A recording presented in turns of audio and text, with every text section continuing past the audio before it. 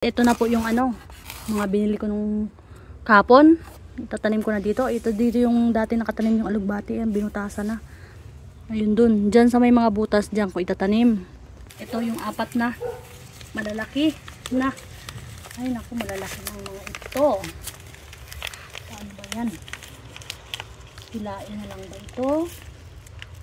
Ay, wait lang. Kailangan gupitin na lang para madaling makuha. Kasi pagka binunot ito, yung ugat, baka madali naman.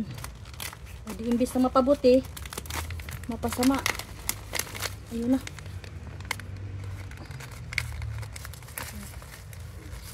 Isa-isa na lang siguro itong paghiwalayin, no?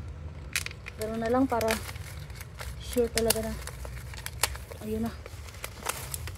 Okay. Ito muna yung isa. Nalanta na. Malaki na. Dito. Yung isa dito muna yung isa.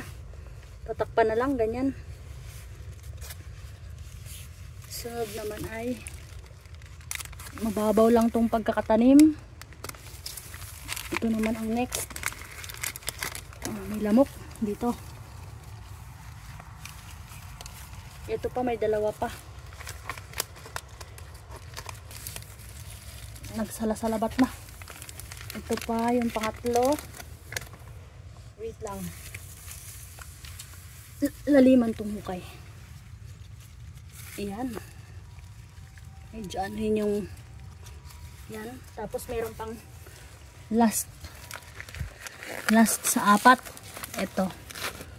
Dito naman. Sana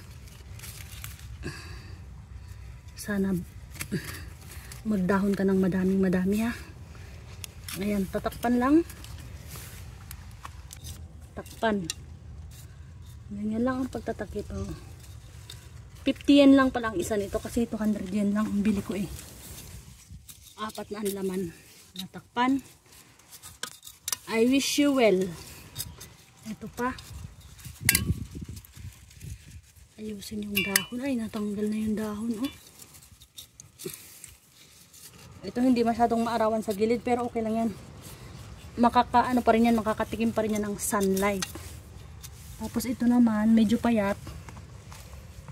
Itong payat na to dito sa may bandang unahan para masinaga ng araw.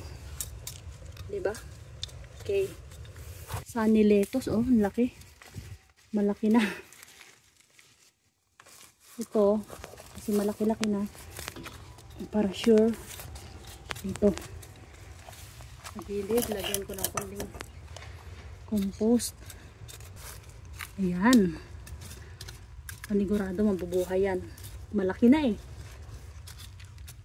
Tapos may isa pa. Dito naman sa gilid. Sa kagilid naman ng sunny lettuce. Konting lang. Basang-basa pa to, oh.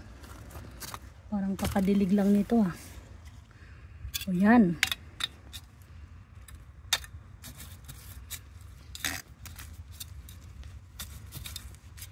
Sigurado tatapa yan. Tapos didiligan lang po yan. Wait lang, kuha lang ako ng tubig. Kahit nadiligan na tong isa na ito, diligan pa rin. Para hindi matransplant shock. Ito yung sunny lettuce. Oh. Magdahon kayo ng madami ha. Malaki na kayo. Imposibleng di pa kayo tumubo. Oh. Kumbaga, continuation lang ang